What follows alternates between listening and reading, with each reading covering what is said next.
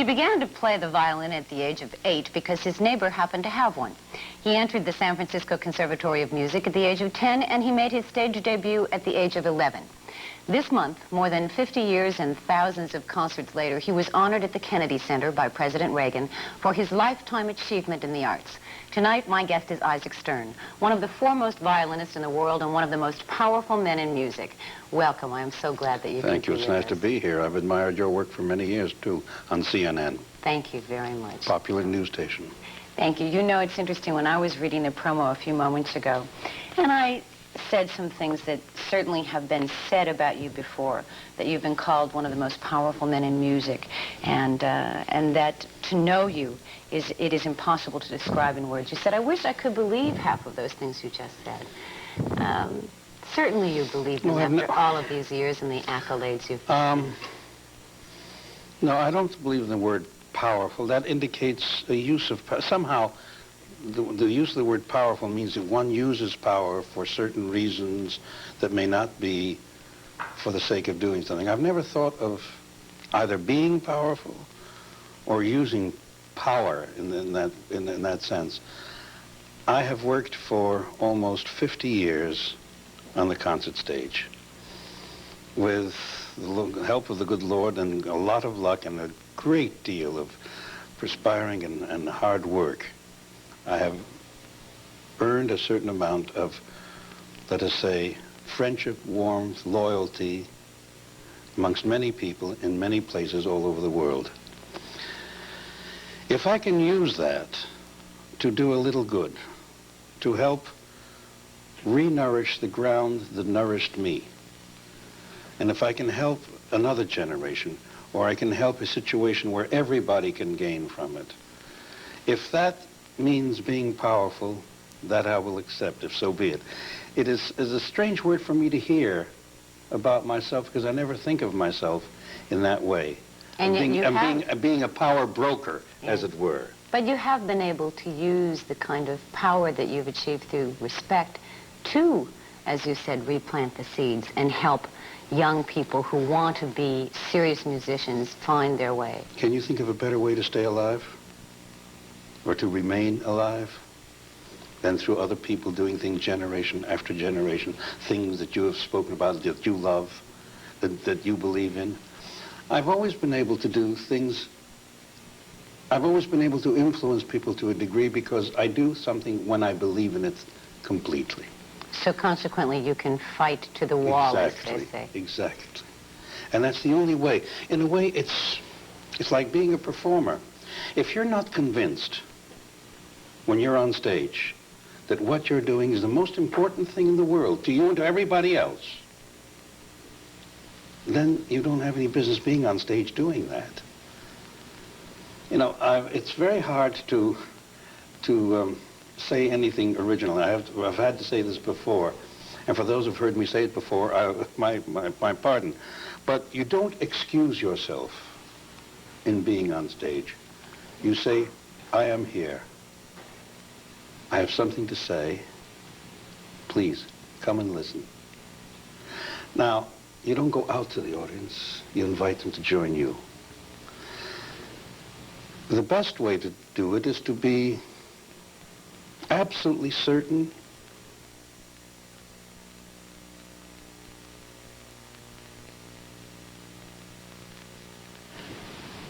and then you have to be able to see what you're doing and see what you're not doing so the next time you do it better. All this has to go on all the time. But that can't happen while you're performing, can it? Can it not happen afterwards? You listen, you play, and you're listening to yourself. Your ears are operating.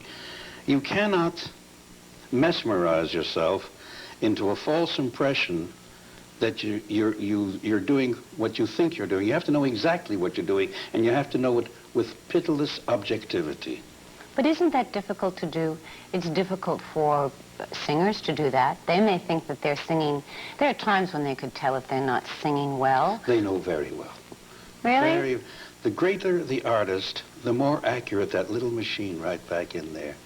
The brain. There is no machine that is more discerning, more knowing, There's no computer made that can match the wondrousness of this brain. And if you're at all honest, really painfully honest, the machine goes on and it watches. You know, this camera, for example, one of the most dangerous things about that camera, it also is very objective. And it's a kind of X-ray of the way people are. It's why it's such an effective part of political life today, and why it has become a new world in itself. The whole life of our day is influenced by what the camera can see and do. But the camera isn't always totally honest. No, the way the camera is used is not totally honest, but the camera itself, if you take a look, you know how you're in television, and you can see, I'm sure, that when you see something on the screen, you can tell instantly whether it's been on videotape or it's on film tape. Yes. There's an entirely different thing. There's a different quality to videotape. Totally. You cannot dissimulate. It tells you exactly what you put on it. And it can tell the way a person is much more quickly than a film camera can. It's almost like an X-ray machine. In a sense, you have to be your own X-ray machine when you're working. You have to look at yourself. You have to do and you have to observe simultaneously. You have to dream, because without a dream, you can't reach for anything. Then when you learn, when you grow, and you have more and more experience, the dreams get wider, not narrower. And you always have something still further to reach. Then you reach a realization that no matter how much you try, or how far you'll go, you'll never reach the end. But isn't that the way it should be? Exactly. That keeps you from stopping. That means you always have something to learn and still further to go. What were the important dreams to you over the years? Can you remember certain ones that really would stand out in your mind now, thinking back, and how you were able to accomplish them, and then how the dream became bigger? And the dream was always there for Carnegie Hall, really, for you, going back to 1960? Back to 1960, yes. But before that, you know, I first played in Carnegie Hall in 1943. And that was January 12th, I believe it was. You have the figures. I don't remember the date. That was my first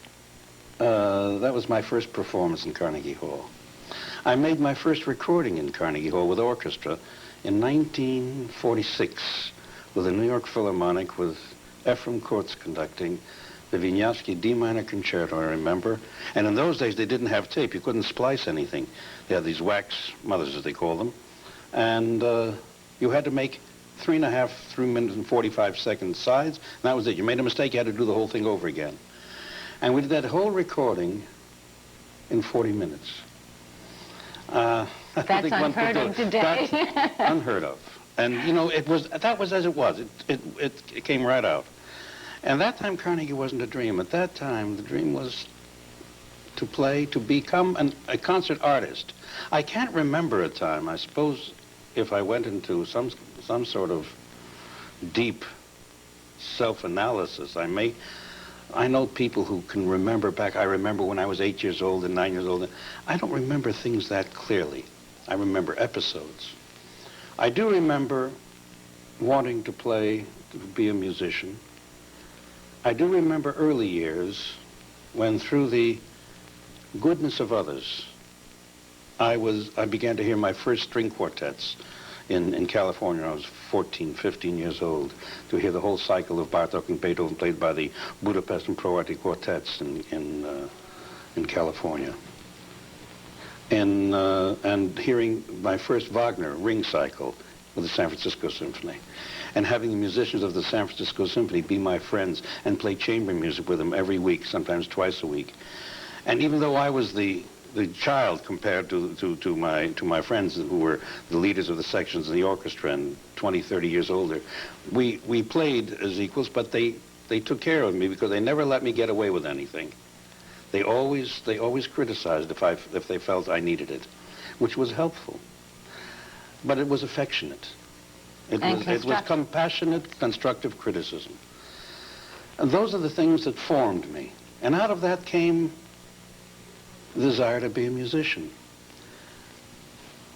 Later on, as I began to play and the years began to succeed one another, in the first year there were 7 concerts, the next year there were 14, and there were 21, and it began to build, and especially after the concert at Carnegie in '43, when the career began to establish itself.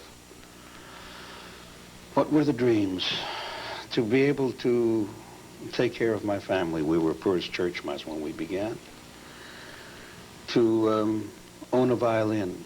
I was not able to even arrange under long-term painful circumstances to buy one until 1945, 46, 47. My first great violin, my first great Guarneri.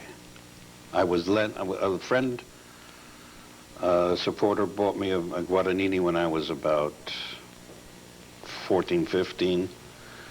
And another man lent me his Stradivarius for use. It wasn't a very powerful instrument, but it served its purpose for a while. But what were dreams? To become independent, to make music. I suppose today you'd call it finding yourself, being a person, being someone,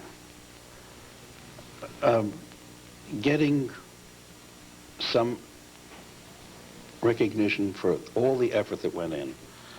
There are enormous sacrifices that go into making of any artist on the stage. The family sacrifices much of its normal life for the sake of the child or the children, as the case may be.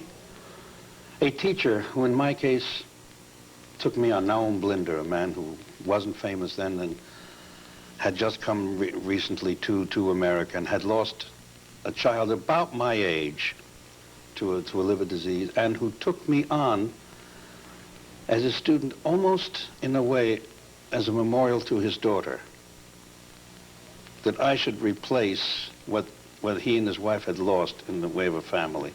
So I became much more than just teacher and student. We were very close, and though he is dead now, we remained close all the years. I studied with him I began to study when I was just short of 13, and I took no regular lessons after I was 17. But we remained friends until his death a few years ago. His widow is still a close friend of mine to this day. I see her every time I'm in California. She has come here and visited us, and we've met in other countries. There is a certain build-up of time and circumstance where people, your relationships with people, are the bedrock on which you build a life and career. And had you not met those people, your life would have been very different. Possibly. Possibly. Therefore, are you Therefore, that's probably why, in a way, I feel it's so necessary to be a friend to others. Because if people hadn't befriended me, my life would have been much more different, I would think. I would probably have ended up still being a musician, but perhaps by another route. I did not have anybody in the music world to introduce me to that extent with musicians, conductors, as I have done with young friends of mine who are now colleagues of mine, happily.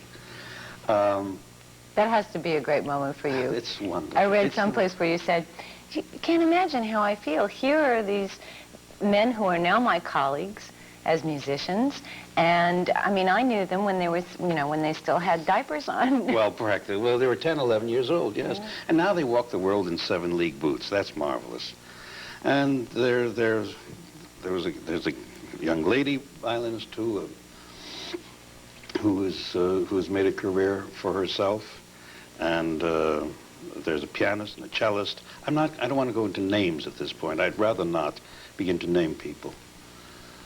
But this kind of relationship between the young person trying, and the aspiring performer, and the older person who has reached a certain point and knows the path, you cannot tell them.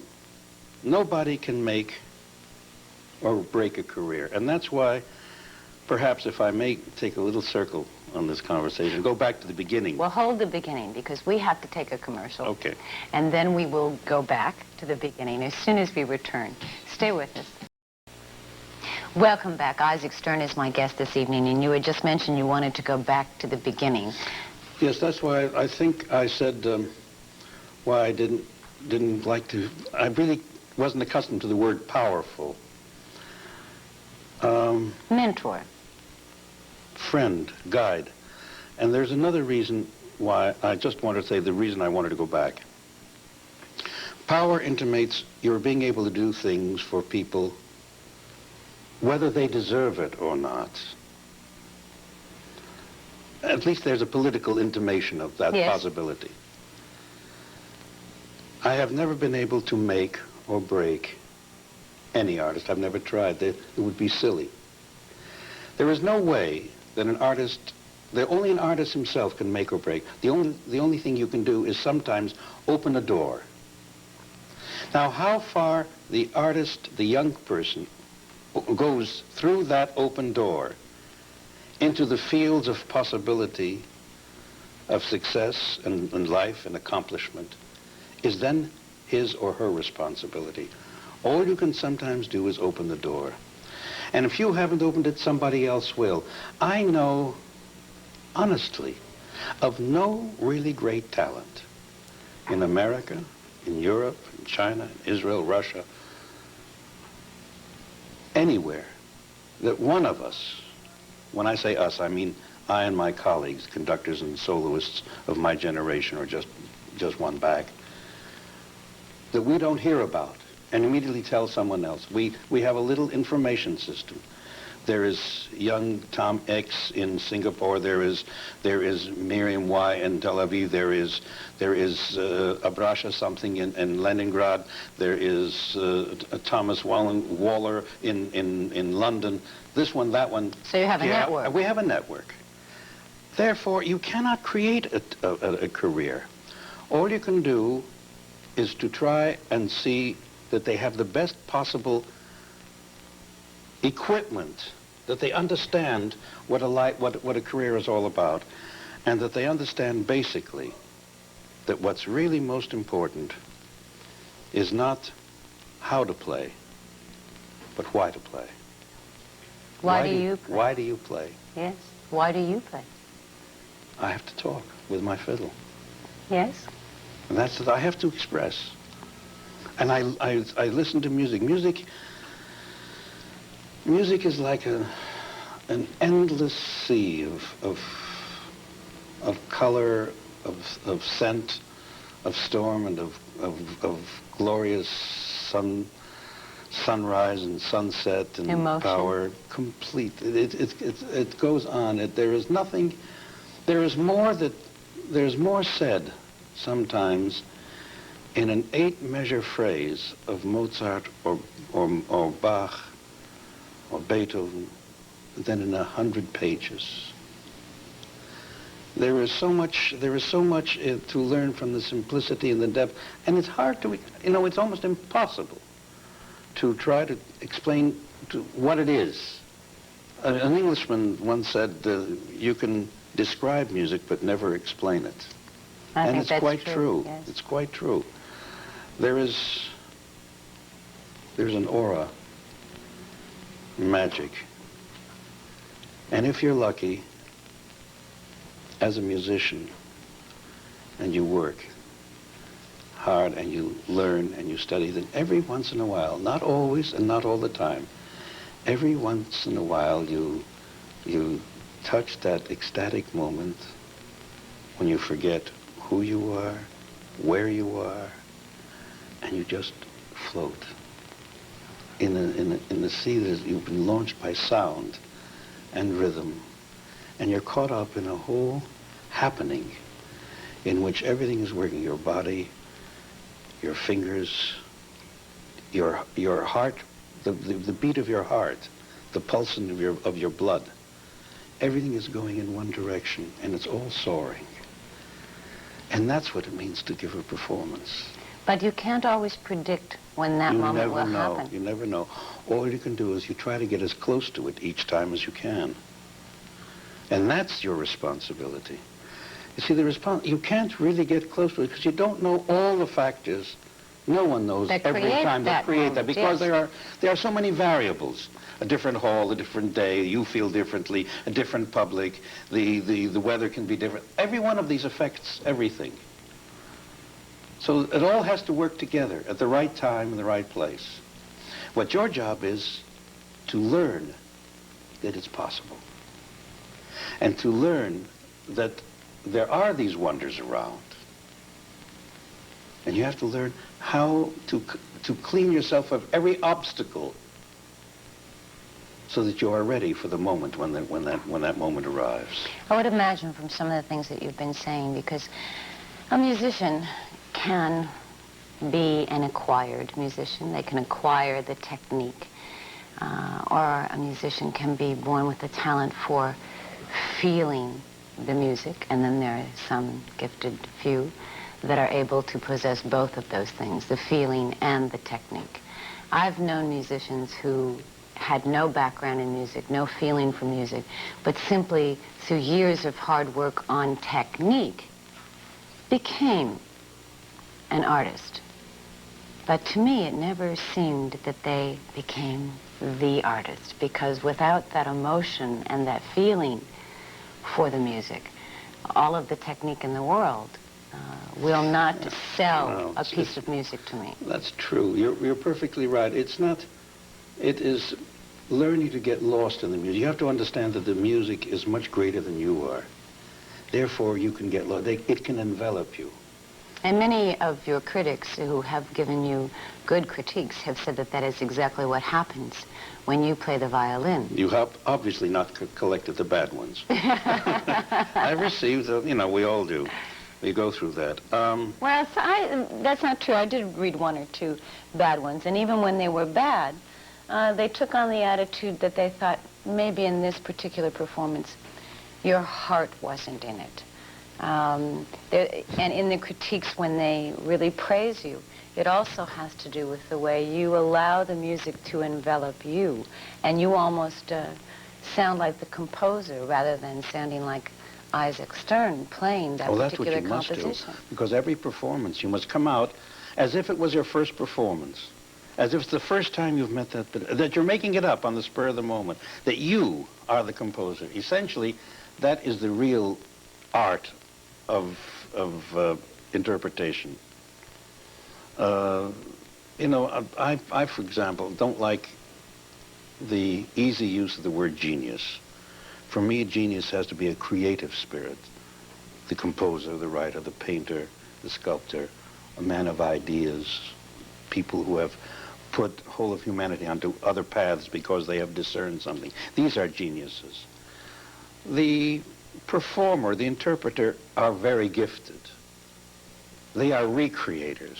And a recreator is not in my lexicon at least, cannot in my lexicon ever earn the word genius. Gifted, yes.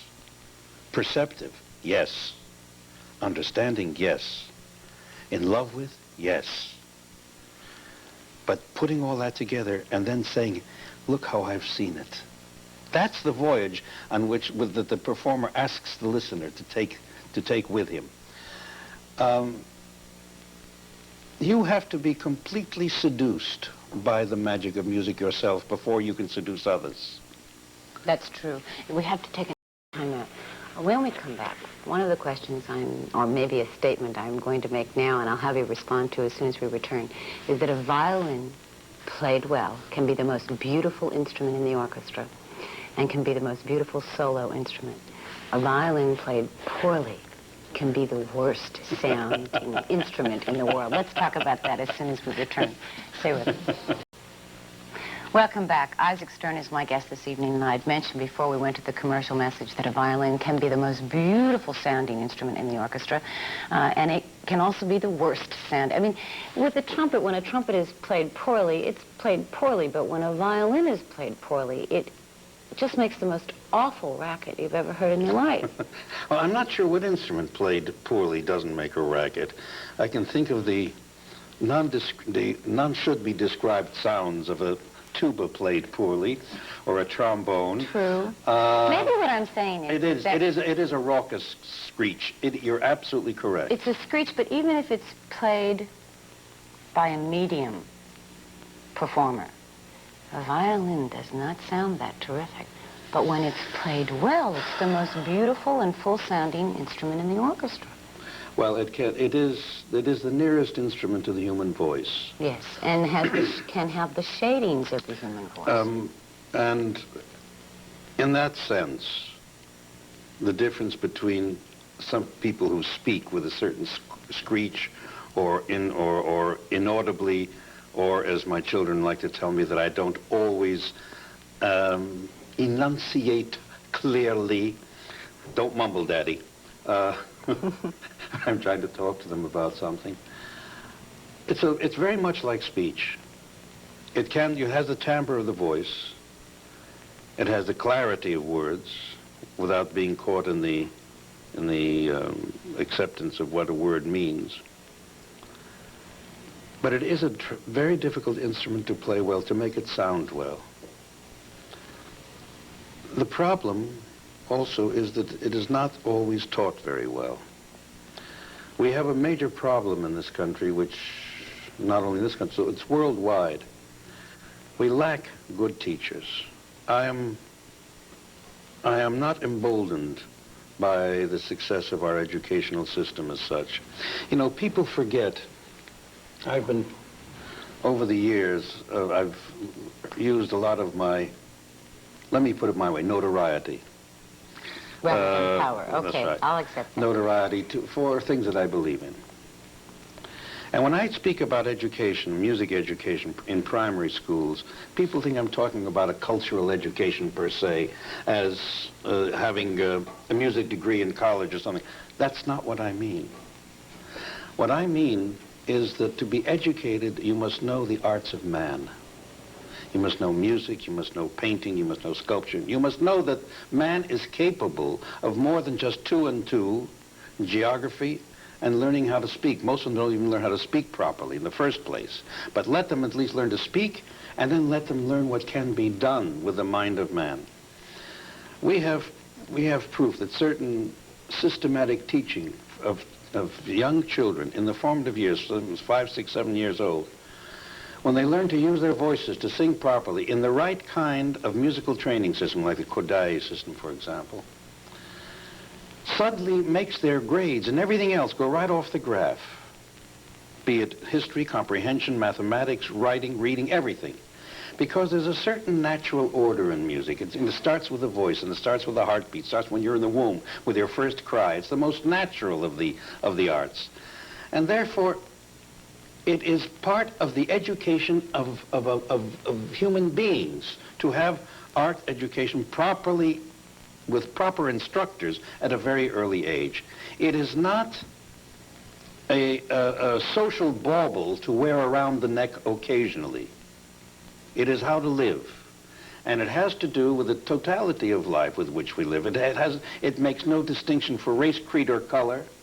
It just recognizes that every child is born, to some degree, every child is born gifted. And more children are gifted from music than most people would realize.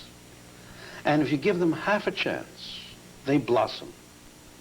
And to see children blossom is the richest thing one can do. And it just gets me really angry to see those who are responsible for educational systems think that this is something not terribly important, and the first thing that is cut, if there's a cut. In Chicago several years ago, when they had to make cuts at the high school level, the first thing that went was the music department. It was gone. You know, I have friends amongst the Russian Soviet artists. I don't play there anymore. I haven't played since 1965. But many of my friends have been Soviet artists who came here and so on, and I played in the Soviet Union until then several times. And they always said to me, we're never afraid of the Minister of Culture, only the culture of the minister. I'm afraid that the same thing holds true for much of the teaching profession, I'm sorry to say, in this country. I don't think that the teaching profession is honored enough as the basic necessity of American democratic life. That the profession of teaching should be one of the most admired and one of the best paid. That they should be highly trained, and the training should be checked over, and they should be a classical training in the best traditions of what man is capable of what knowledge is capable of how knowledge can be used. How do we get back to that? There used to be a time when a teacher was respected, and many people who were intelligent people, caring human beings. I'm not saying that many of the teachers that we have now are not that way, but it was a profession that attracted people who were intelligent and who cared. It doesn't happen now, and the only way, I mean, if you look at it at the bare facts, the only way it could turn around is if, in fact, more money was being allocated for those positions. I think you're absolutely right. I think that everyone who goes in for teaching today is an angel. I agree with you. Because, you know, they know, those who really take up teaching as a profession know that they're going into a profession where they're going to earn half of what any of the technical trades or what any of the of doctors or lawyers or engineers are going to earn, and they know that very well up front. And yet they persevere and go into it and remain with it. And I have the most enormous admiration for them.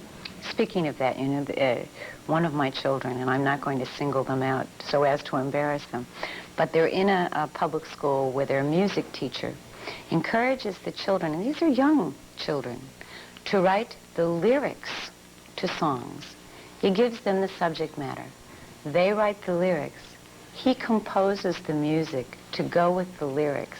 And then they perform them at different concerts throughout the year. That's wonderful. That's what a music teacher should be about. Exactly. You know, this kind of participatory work in creating something is the greatest thing that can happen to a child.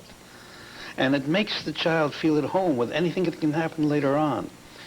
It also answers the terrible problem when they think that going to a concert or a ballet or the theater or to a museum doesn't quite belong to their class. Their fathers and their grandfathers and grandmothers didn't do that. How can they? It is, I think, criminal that all the great wealth and knowledge of the world is not instinctively made available for all children all the time as the first responsibility of our society. As far as the arts are concerned in general, and now let's move it into the realm of endowment for the arts. I realized that just recently you received a Lifetime Achievement from Kennedy Center. And you were quoted as saying when you were leaving the White House, and I'm going to bring it up now, they asked you to comment on the president's praise that he gave to you. And you said, it is really very special and very exciting, a recognition of a lifetime of effort. The president spoke well, but it was also interesting what he chose not to mention. Left out, Mr. Stern said, was the violinist advocacy of the formation of the National Endowment for the Arts, whose budget the president has sought to cut, and his view that government must play a strong role in supporting the arts. Many other nations their governments do support the arts. We have always been a nation that has tried to do it privately. Not entirely. Not totally. No, it's not entirely true. In the first place, I didn't say that the president was trying, that was the Times quote after mine, that he was trying to cut the arts. Actually, not entirely out of the White House, but let us say the Congress has given more money to the National Endowment in the arts in the last couple of years than it has ever had before. It has grown enormously. I was part of the first National Arts Endowment. The very beginnings of it. I started discussions of it with President Kennedy and then Mrs. Kennedy and Pierre Salinger. And after the assassination was continued with President Johnson through, Pierre Salinger was still then his press secretary, and Abe Fortas, who had been my lawyer and was later to be on the Supreme Court and happened to be one of Johnson's closest and most intimate advisors, and an amateur violinist who played chamber music every weekend in his home in Washington, and who wrote the the Constitution of Puerto Rico, many other things, with lawyer for public assaults and so on. And we had discussed this business of having a national council on the arts, and I was amongst the very first members of that council in 1965.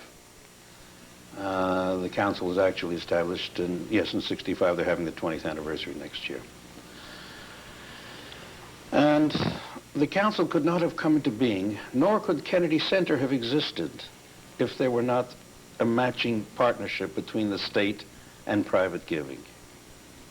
The very fact that the Kennedy Center honors could be, and one could be invited to the White House, and the White House could also have the aura of the arts and enjoy being there with the artists, no matter which president was in office. This goes on all the time. It's an annual thing with Kennedy Center.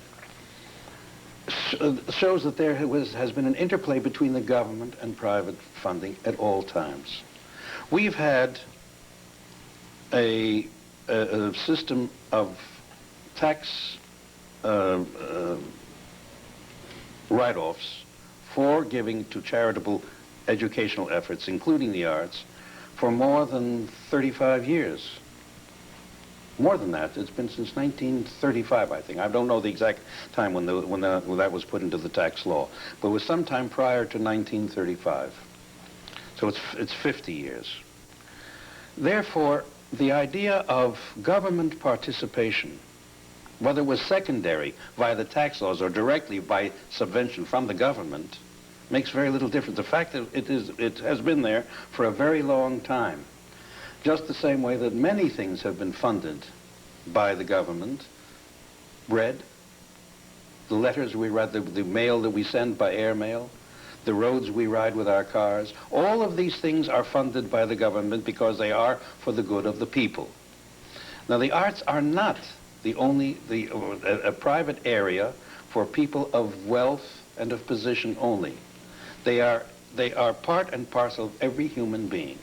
Therefore, it is a government responsibility to the same degree that the government should be a partner, not totally responsible, but a partner with the private sector, with the state and local governments in education, in health, in the arts, because they are part of the way of life.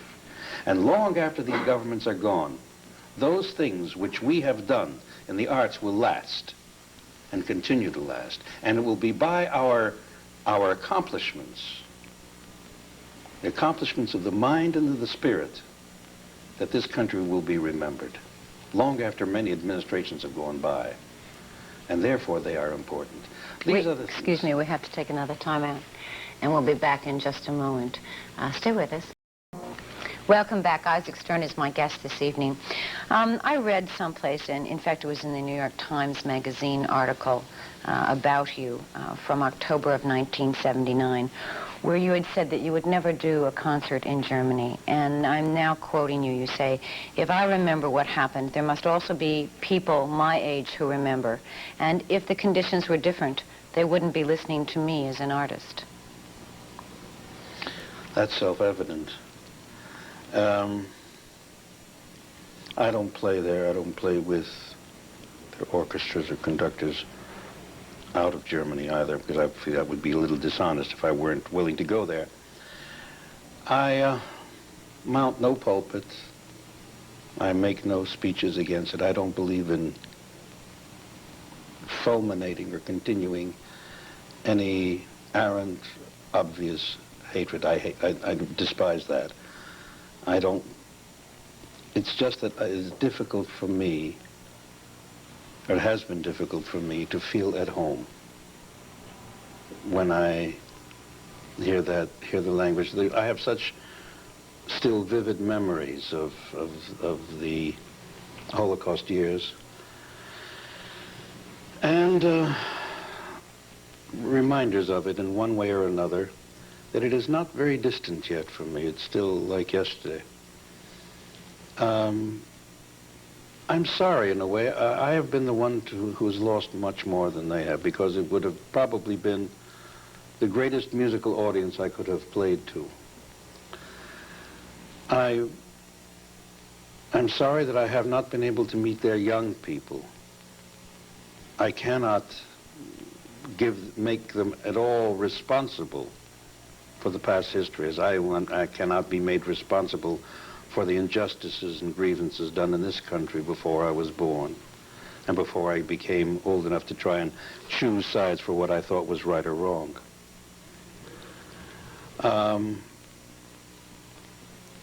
But until one is certain that a whole system of thought has passed away, I'm not certain that it has in certain areas, in either Germany or Austria, for that matter.